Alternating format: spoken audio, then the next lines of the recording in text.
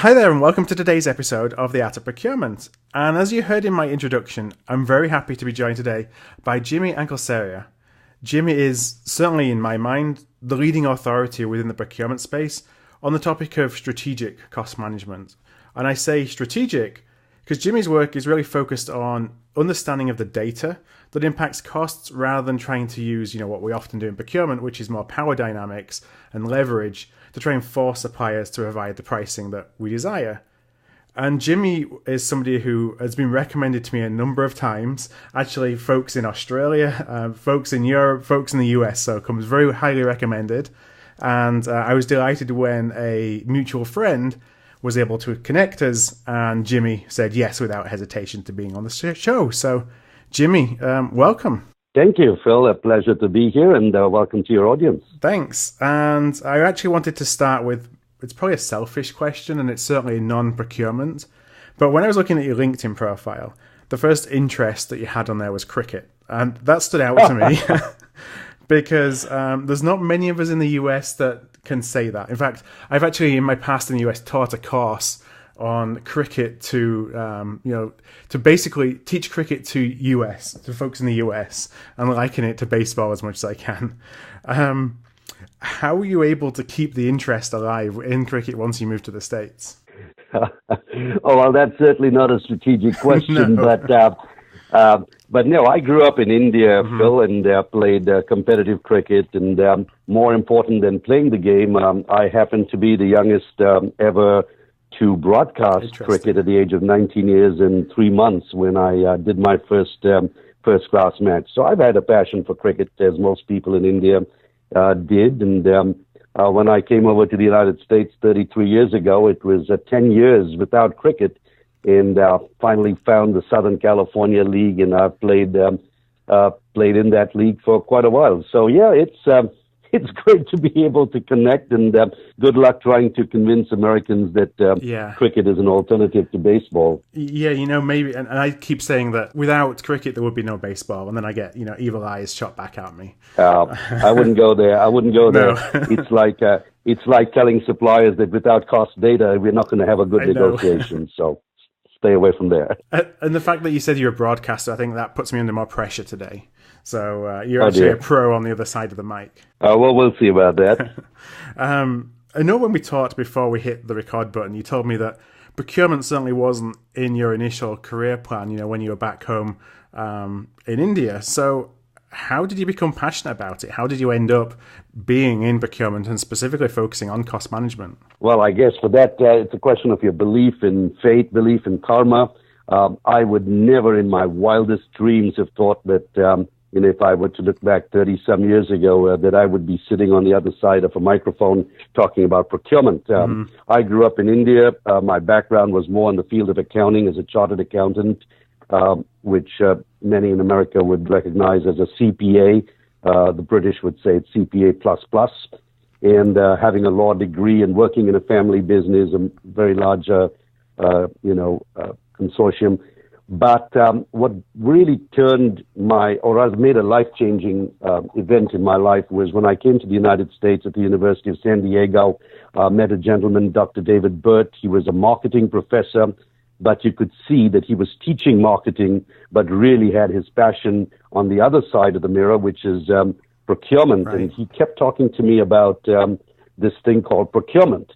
And being a person who had served on many boards, being in the C-level and things like that at a very young age, I had been exposed to numerous corporations. And I had to actually correct him and say, I'm sorry, Dr. Burt, I know you seem to have a fondness for this thing called procurement, but let me tell you quite honestly, having, been in senior leadership at so many companies, I hate to tell you that no one really cares a damn about procurement. Right. They are table-thumping, loud-mouthed buyers who fight with suppliers, who take in bids and take the lowest bid and run with it. So really, you don't need much in terms of brain power to choose a number that 99 is less than 100. So he really convinced me with the most basic of let's say explanations. He said, Jimmy, come to my office, which I did. I thought I was in for a severe reprimand for interrupting the class. And he said, well, take a pen, go to the whiteboard, and write, since you're an accountant, write down the 5 major elements that make up the revenue of any corporation. So very dutifully, I wrote direct material, direct labor, manufacturing overhead, the sum of which is the cost of goods sold, general selling administrative expenses, and profit. Stood back and said, okay, now what? He said, well, put the revenue equal to 100%. Take any of the companies that you happen to have been this C-level officer or, director or whatever, and try to break down, to the best of your knowledge and memory, try to break down that $100. Okay, so I kind of looked at one of my companies, and I said, well, let's take, for an average, 60 cents on the dollar is material, 5 cents for labor, 15 cents for manufacturing overhead, which is about a 300% on direct labor markup. And that takes us to about 80. And I said, well, let's put down 15 for, I said, put 15 for GS&A and 5 for profit. So what? What does this mean? And he said, well, take another color pen, and next to this, write down which of these numbers are spent through third parties. So I said, well, that's pretty obvious. Direct material, unless you're totally vertically integrated, it's purchased from the outside, so that's 60 cents on the dollar. Direct labor, obviously, is in-house. Manufacturing overhead, the big ones in a very automated world, is depreciation. And then there's, of course, indirect labor, which is internal. Your people are internal, but then we tend to outsource things like security, cafeteria, and stuff. So I said, okay, take a wild guess. It's probably half of it. So let's go with about 7 or 8. And out of your GS&A, most of that is corporate type overhead. And I said, well, there's, sales, marketing expenses, advertising agencies. And today, more and more companies are outsourcing IT and things like that. So maybe 2%. And I added those up and it came to 17. And by then I kind of saw what was happening. He just sat back in his chair, smug look on his face, and he said, okay, Jimmy, so you're a C-level officer. You count yourself as a finance, accounting type guy. You're willing to put 70 cents of every revenue dollar in the hands of these procurement guys whom you've just described as, pretty much brain dead, 3 bids in a cloud of dust. What kind of reflection is it on you as a leader to put 70 cents on the dollar into the hands of the lowest in terms of skill level, competence, etc.? And boy, did the lights go off in my head. And I said to myself, wow, absolutely great opportunity to take this particular niche and bring it to the strategic level that it richly deserves. Mm-hmm. And so I became his disciple.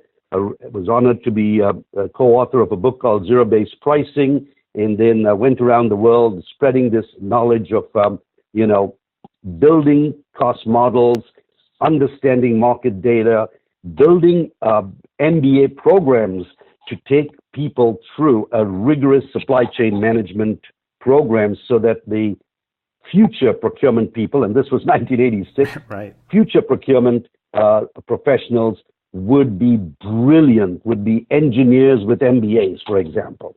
And here we are, 30-some years later, and I can see it's not perfect, but it's certainly come a long, long, long way. What kind of reception did you get when you started going on the road and, once the light bulb had gone off in your mind and trying to convince others of the same thing? Oh, it was brilliant. I couldn't have asked for anything better, because I'd do a 1-hour speech and ask people. I would ask some very, very basic questions. For example, I would look in an audience, a few hundred people, and I'd say, by show of hands, how many of you are under any pressure to reduce cost? And of course, everyone in the audience hand would go up. Right. The next question I'd say, I want you to look deep inside and be honest and truthful. How many of you can honestly say that you understand the cost of the goods, services, or equipment that you're buying? And you'd probably say about 5%. Right. So my third question, which was rhetorical, would be, well, then help me. How are we supposed to do something which is so important to 95% of us, and yet only 5% can say they truly understand? How do you manage cost when most people don't understand cost? What's the first step? Let's understand cost. And how do you understand cost? by having a methodology. Zero-based pricing was one of them. So it was a relatively easy sell once you managed to get people in the room. Oh, absolutely. Absolutely. And once they saw the power of cost modeling, the respect, the credibility that it brought, it made people realize, wow, I mean, I can really be a major player. Mm-hmm. And also a very clear understanding that just knowing the cost is a good thing, but not enough. That's just the foundation for a cost management strategy. You know, you can't just say, oh, well, I know the cost. Well, so what? Right. Yeah. What can you do about it? Right. What are you going to do with that? That took me to my second book called Supply Chain Cost Management, the Aim and Drive Process for Achieving Extraordinary Results.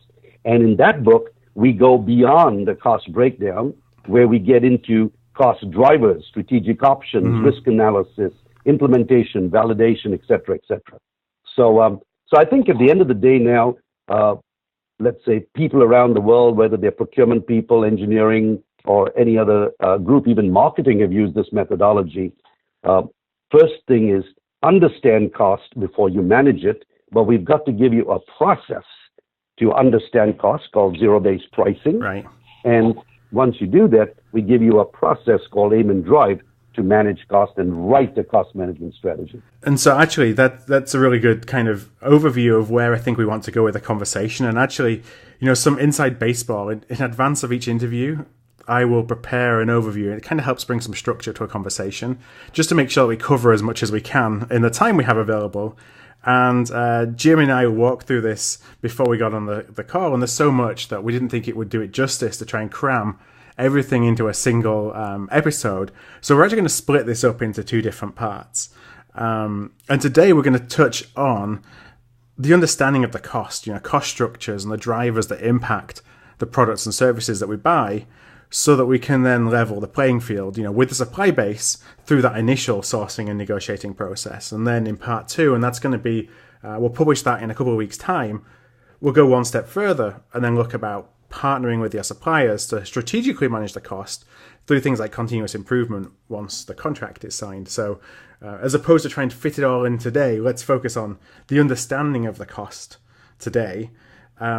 And that leads me to the first question that I had, and that's, you know, what do you wish that we as procurement professionals would actually do differently when it comes to, well, understanding costs and ultimately negotiating pricing? Well, I guess, Phil, anyone who's taken Negotiation 101 would have learned that the most important part of the negotiation process is preparation. Mm-hmm. And yet, when I look around and ask people, well, how did you prepare for the negotiation? I hear people saying, well, I went to this negotiation class and they told me that preparation would be to overwhelm your supplier. If they've got 3 people, make sure we've got 8. Make them sit on lower stools. Put the air conditioning on them. And I look at these people and I say, you're not serious, are you? You really think that if you made me sit on a lower stool than you, or a lower chair, if you put me in front, if I'm the CEO and you put me in front of your buyer while your CFO is sitting on the other side of the table, you really think that that's going to make a difference in the way I'm going to negotiate, and I'm going to just give you everything because I'm at a lower level? And I think to myself, how can people possibly go out there, pay good money, take a course that tells them, you know, sit at a higher level than your supplier? I believe that, and I hope people will agree with me, that the only power in negotiation is the power of knowledge. Mm-hmm. And the only way, if at all, you want to show some negotiation advantage over your so-called opponent — I don't believe in their opponents. I think we're sitting across the table with common good, but that's different.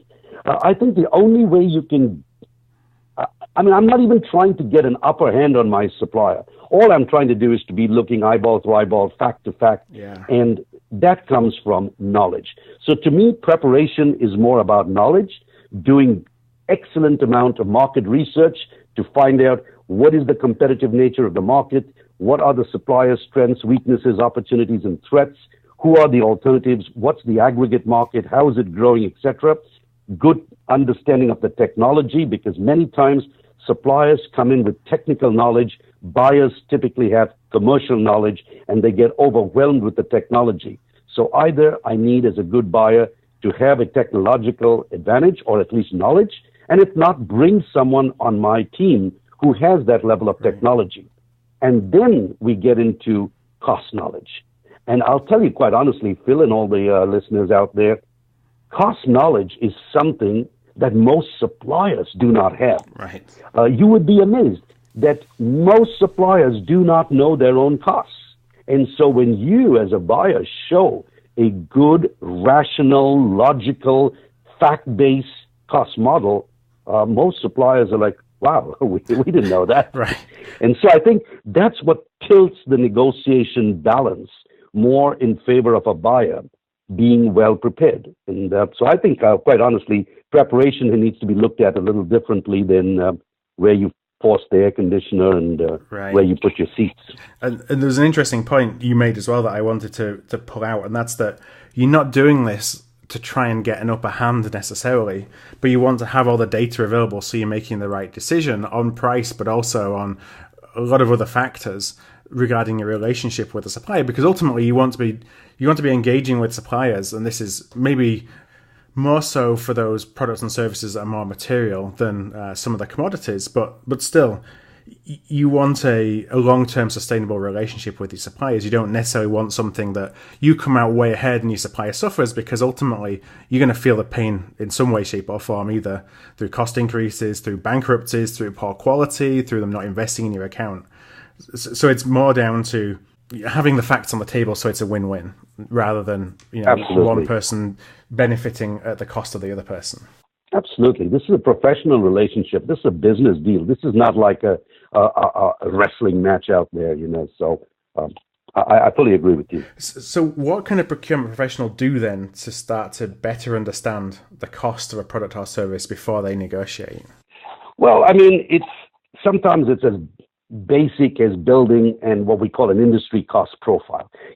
People want to go out there and build the most fancy spreadsheet, which is so complex that the person who built it, typically a consultant, is the only one who understands it. Mm-hmm. So I'm a strong believer in inherent capability. Don't go outside to pay big consultants. I'm not saying they can't build a model. They'll build a phenomenal model, but only they can understand it. And unless they're doing the negotiation, someone who buys a cost model from a consultant with, 1,000 lines of, spreadsheets and macros and stuff like that, the supplier just has to invalidate one assumption, and the buyer is scratching his or her head because now what do you do? Because unless the consultant's going to be at that table to go back and tell you how you got this data, where you got this data, how you made this assumption, you're going to look pretty sheepish. So what I suggest is start with one little step. If you could visualize a circle, that's the cost knowledge. You start with a big zero, a big zero. You do not know in that zero how much is material, labor, overhead, GSA, profit. So the first step in my modeling is understand what we call an industry cost profile. An industry cost profile is simply looking at the aggregate in a specific industry, looking at the NAIS codes or whatever industry classification, using publicly available statistical data to break down an industry's revenue into these various pieces. You use a combination of manufacturing data and financial data. In some cases, we may narrow it down instead of being as wide as the entire industry. When there are 4 or 5 key players in the industry, we may ignore the hundreds of others and take the income statements, if they are publicly held, of those 3, 4, or 5 and create a narrower, what we call a peer average versus a whole industry average. But the objective is still the same. Try to go inside that zero and on a very macro level try to figure out, like I said in my example with Dr. Burt, 60% is material and 5% is labor and so on. The next step would be, okay, if 60% is labor, let's not try to get, 60% is material, let's not try to get and nitpick the labor and, how many people and how many steps in the process and how many seconds and cycle time and stuff. That can come later. Let's just try to break down the bill of materials.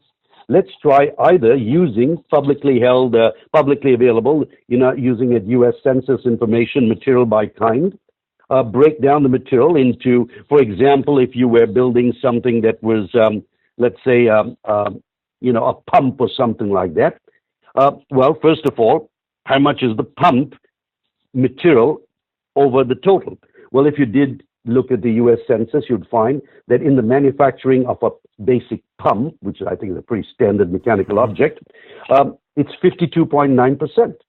Well, that's a lot more than I thought 10 minutes ago, because 10 minutes ago I had absolutely no idea. Right. Okay, so 52.9%. Then by going into the next step, which is, okay, in the same U.S. Census, going down a little further, I look at materials by kind. I find the three most common raw materials used in manufacturing a pump are steel, metal fasteners, and aluminum castings. And according to the statistics, 86% is steel, 5.6% is metal fasteners, 8.4% is aluminum castings. So now I say, okay, if steel represents 86% of 52.9%, well, steel represents about 45.5% of the whole. Yeah. And so on and so forth. So now I've got 52.9% broken down in these three cost elements, or three sub-elements, because it's all under direct material. Now I've got to go and look at some market data. Okay, what's the price of steel? What type of steel is it? How much steel is being used in this particular? So you need a little bit more insight into the bill of materials. But the point I'm trying to make is, what if I'm able to say that on an average, say 52 or 53% of the product is made out of steel, aluminum, and metal fasteners.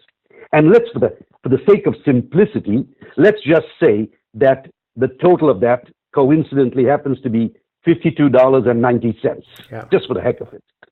Well, if $52.90 is your raw material, and on an average, 52.9% happens to be the percentage, well, you're looking at approximately, plus or minus a little, you're looking at approximately $100 part. Now, of course, I could have changed the numbers and have to scratch my head and do the math.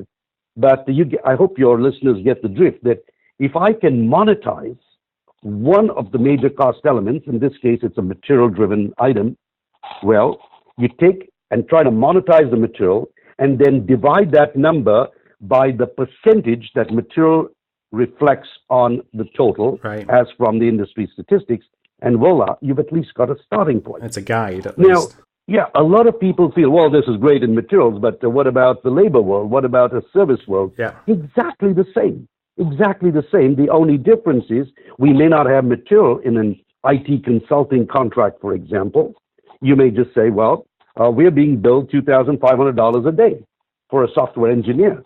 I have no idea whether that's good or bad or whatever. I just try and say, well, how about if I get 10% lower than that? And you're very comfortable with the 2,250 or something, and you feel very pleased with yourself. Versus, if I did the exact same thing, looked at the industry statistics and found that on an average, approximately 30% of every revenue dollar in the IT consulting world, on an average, 30 cents on the dollar is paid as wages and bonus, not benefits, not taxes, not computing, software, etc. Just the pure W-2, as we call it in the United States.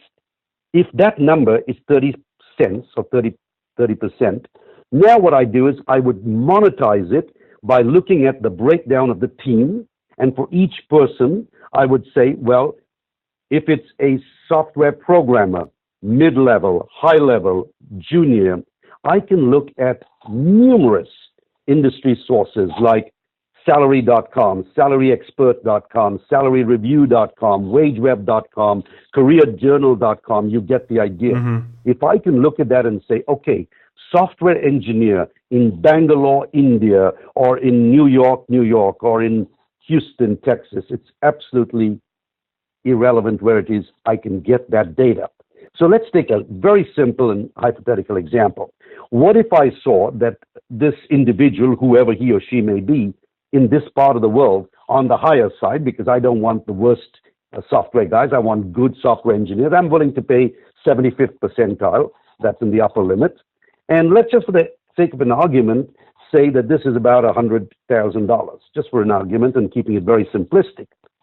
Well, that equates to approximately $50 an hour, approximately. It's probably less. But if it's $50 an hour, and $50 is the equivalent of monetizing steel, it's now monetized people, if the average of that group is $50 an hour, and 50 represents 30%, or 33% to keep it simple, you're looking at an hourly rate of approximately 150 or a daily rate of 1,200, 1,300 maybe. Yeah. So where did 2,500 come from? Now, I'm not saying that we will pay 1,200, nothing more, nothing less. But what I believe is it gives you the opportunity to walk your supplier step by step. This is the person. This is the 75th percentile. This is the location. This is the salary without anything else. In a typical situation, 30, 32%, 33% is labor. So if labor is 150 or 1,200 a day, just help me understand. Here's a pen. Tell me where I went wrong. Did I make a wrong assumption? Did this person really earn $200,000? Right. If you're paying your people $200,000, how come the industry is at $100,000? Are you overpaying? And if you're overpaying, should they be doing it in half the time with less mistakes? Mm-hmm. So let me understand. And I'll tell you, take a humble approach versus saying, son of a gun, you've been taking me to the cleaners. Yeah.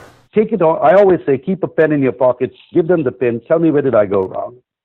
And that type of way brings us a much better, let's say, position in both product and services. So you get more respect, you get credibility, and the next time, you better believe it, they will never try to do something like this because they know when you deal with company X, you're going to see some very intelligent buyers. And that's all we're looking for. Yeah, and you can take that to the next level once you start breaking it down. And I was interested about you talking about services because, when I think of cost modeling, often you kind of understand how that can apply in the manufacturing space. And then it gets a little bit more, not necessarily difficult, but it's just not as clear in the services space. But you can then start, if you're understanding exactly what each one of those individuals is doing and what each one of those individuals is getting paid or have a good idea of it, you could actually start to even change the pricing model from, well, we're going to spend this much because we're getting access to these people to, well, if it costs us X to get Y outcome, why don't we start pricing and buying on outcomes rather than on people? Yeah, and more companies are doing that, Phil. It's clear, but there's one little issue that needs to be understood as well. Pricing, believe me, pricing is pretty easy. There's enough data out there that you can do this for product or service, and I haven't even gone into the more detailed type of cost models. But there's another part of it, and that's demand, usage. So I can say, okay, it's not $2,500 an hour, it's $1,400 an hour. A day, I'm sorry. But the question is, how many days? How many hours? And so for that, you need to get a little bit deeper into what we call cost drivers to be able to assess what is the total cost of that contract, not what's the hourly rate or the daily rate. Mm-hmm. Because many times, let's think about it. If someone were to really squeeze me as a professional and tell me, well, you're not worth $2,500 a day, you're worth $1,500 a day. Now, I've got a certain target that I want to get out of my people. So what do? I just find an excuse and add to the scope of work and just put them on the ground for so many more days. Yeah. So it's very important if you are really looking at total cost. Once you finish negotiating the rates, I believe, quite honestly, that there are greater potential in savings when you look at time.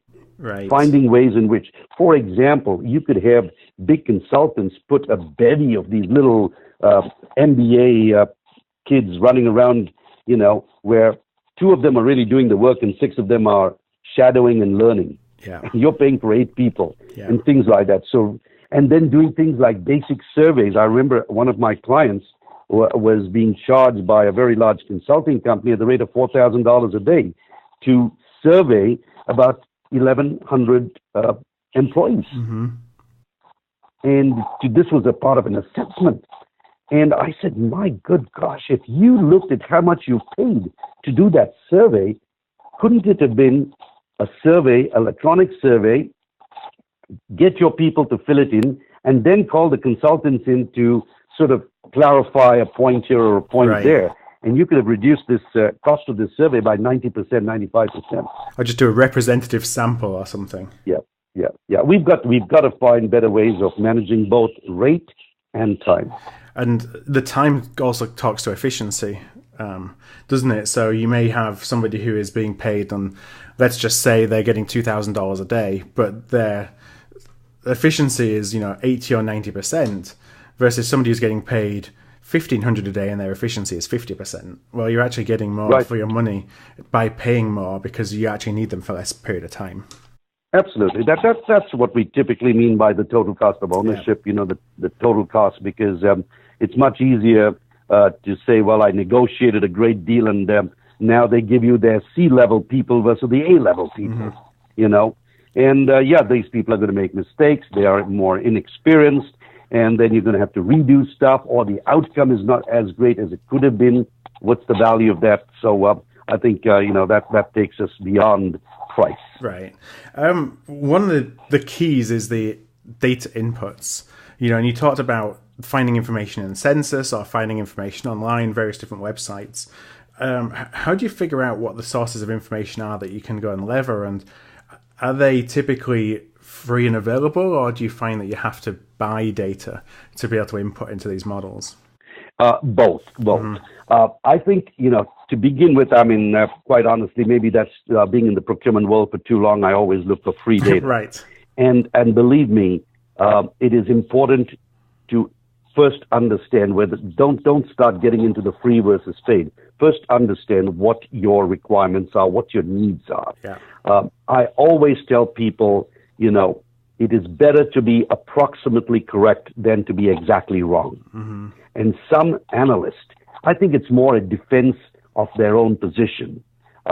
Either they're analysts and they want to show their bosses that they're so indispensable, or they're consultants and they want to show the value of their time.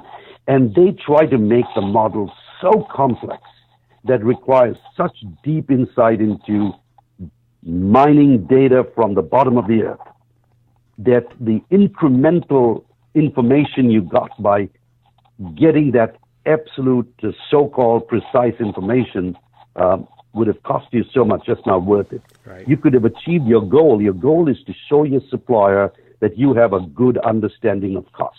Your goal is not to show that you are precisely correct, because if anyone told me that, I will show you mathematically through equations, it is mathematically impossible to predict the exact cost of anything unless every single variable is a constant, which means it's not a variable. Yeah.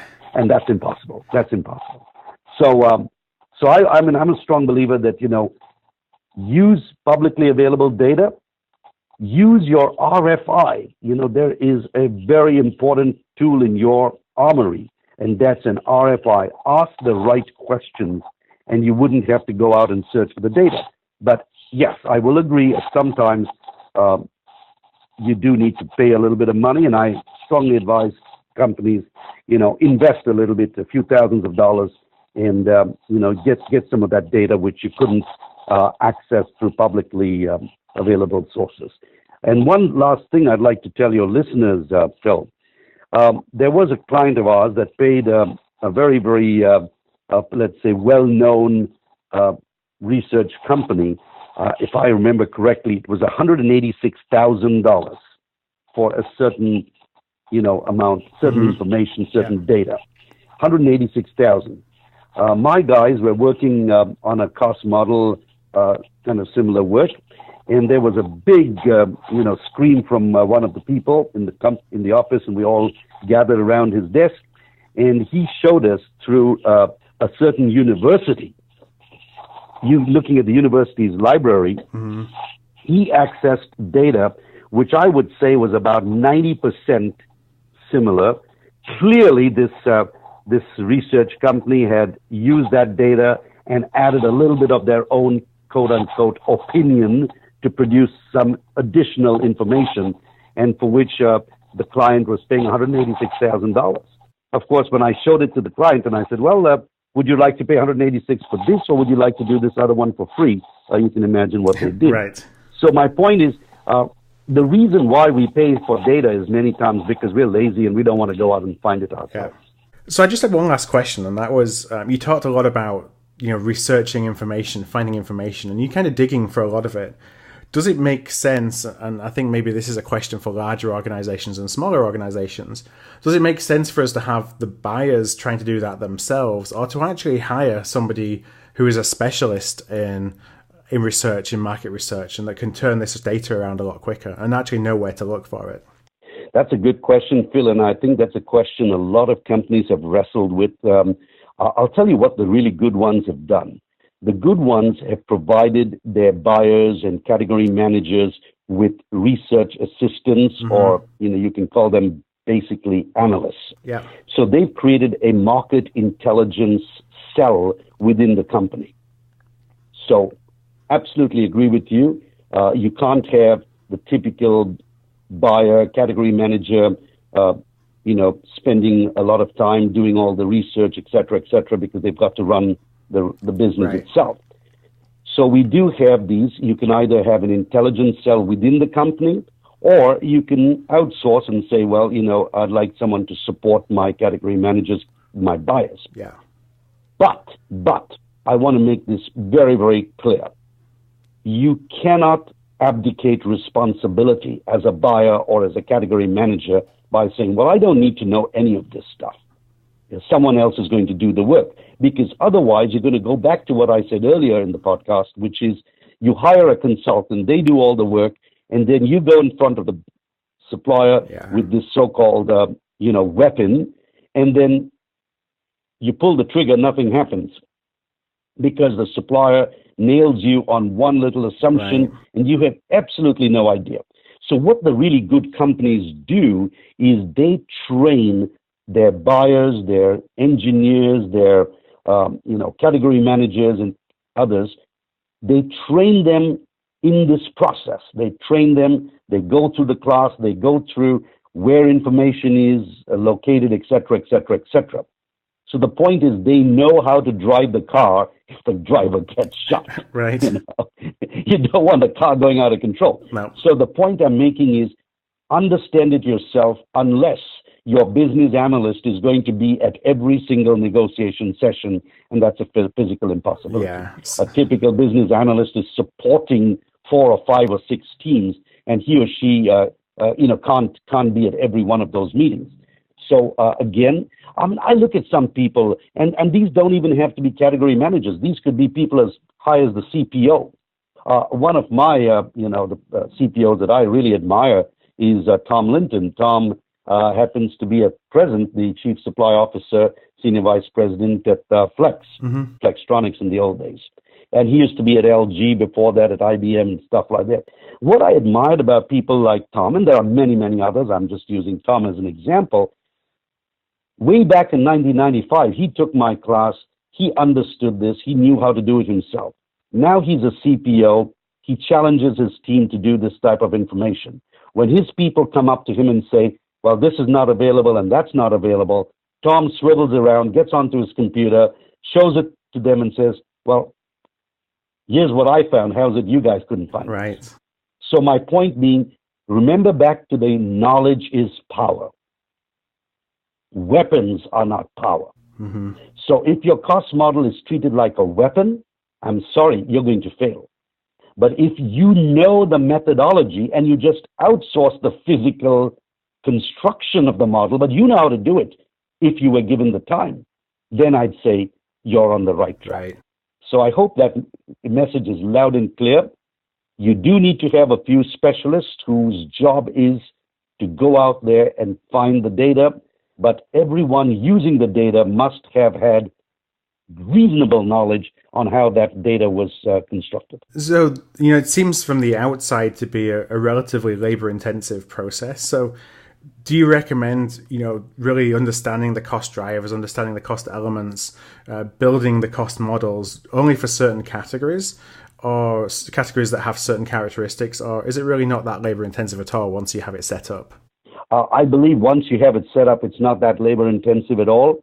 And even if you make a few strides, you're still better off than simply walking in and say, give me a 10% discount. Right. Remember, a percentage of a wrong number is a wrong number. So I always believe start from zero, build it up. You may not be perfect. It's like a jigsaw puzzle, Phil. You first put in the corners, the edges, the colors, and over time, it becomes a beautiful, clear picture. Yeah. But if you're not willing to put in the effort, then it's so much easier. And let me make sure that people understand it is so much easier to ask for a 10% discount. It takes 10 seconds to do that. Mm-hmm.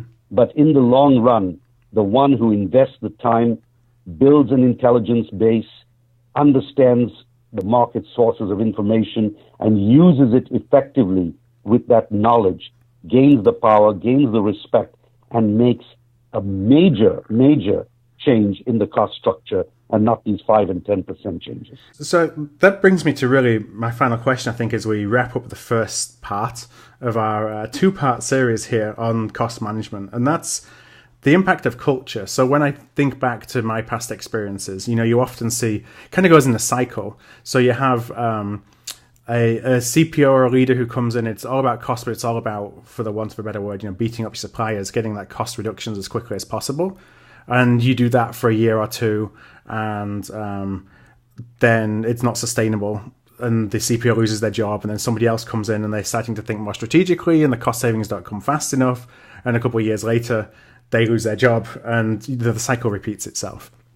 So I guess, a couple of things. One is how important is building the culture so that you're not just going to go and beat up your suppliers. You're going to think more strategically. But also, how do you balance the need for short-term wins, if you will, versus the fact that using some of these strategies may have longer-term benefits, but it may not be a short-term win?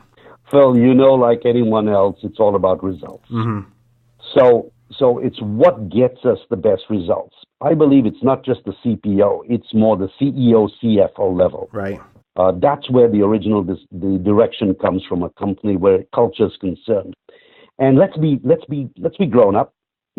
People change. Yeah. People move on, whether they're laid off or fired or move on to better things. So we have to understand that it will be a change in culture. The question is the process robust enough that it can withstand these changes? I've seen situations where companies have been benchmarked in terms of a culture of collaboration, cost modeling, working collaboratively with suppliers across cross-functional teams to take cost out, to improve quality, technology, etc. A new management team comes in, new brooms must sweep, so they sweep aside all this and they move to e-auctions, confrontation versus collaboration, right. And they see some, what I call fear-based cost reduction, where suppliers who are so desperate will give you 20%, 30% because they don't want to lose you as a customer. That's not sustainable, and so you rightly point out, a new change comes along, and we're back to collaboration. We go on an apology tour and apologize to all those suppliers and beg them to work with us. So my point is there a solution? Perhaps. The solution is when you are consistent, when you are extremely tough, wonderfully fair. If you can achieve those 4 words, extremely tough, data-based, fact-based, knowledge-based discussion, regardless of who's on the top. And the second part is wonderfully fair, where you look at it, no quarter given, none asked. I'm not here for charity, but I'm not here to take you out of business. Right. If you can keep those 4 words in your mind, practice it, embed processes. And to me, that is far more important than people. If you embed processes, people tend to use those processes and they're not, let's say, so influenced by people at the top. So, again, a strong believer in process and empowering people. And again, if I could repeat it for the sake of driving home this point, build inherent capability. If you build inherent capability, you are not dependent on consultants, because let's put it where it's supposed to be put, in its right place. Consultants are typically, and I'm not saying all, typically a reflection of the leadership. Leader A comes in, he or she has their favorite consulting company who has their favorite, let's say, e-auction program, and here we go. Another leader comes in, he or she has a consultant who believes in collaboration, etc. Here we go. So my point is, nothing against the consultant, but you cannot be a great company when you do not have inherent capability. And that's my most important point to your listeners. Well, with that, Jimmy, I just want to thank you for your time today in taking us through, some thoughts about how we can better understand costs as we go into negotiations, but also to use that not necessarily to beat up our suppliers, but to have more intelligent conversations. And I think that's one of the key things to bring from it is to change that paradigm of it being a win and lose versus, well, how can we use this information so that we have a situation where we both profit, which is ultimately what a long-term sustainable relationship looks like. Very last question. This is an easy one. If listeners would like to understand a little bit more or find out a little bit more about Anklesaria Group, where would you point them? Well, of course, they could visit the website, www.anklesaria.com, or just shoot us an email, info@anklesaria.com, and someone will get back to you. It's been my pleasure to do this podcast interview with you, Phil, and if there's anything else that I can do, just let me know. Great. Well, I look forward to part 2. I think we have it slated for a couple of weeks to do a bit more of a deep dive on what you can do once the sourcing decision's been made. But what I will do in terms of contact details is I'm going to link those up on the show notes for today's episode. Those are going to be at artofprocurement.com/understandingcost. That's artofprocurement.com/understandingcost. So, Jimmy, just one last time, thank you very much. Thank you, and have a good one. Thanks, you too.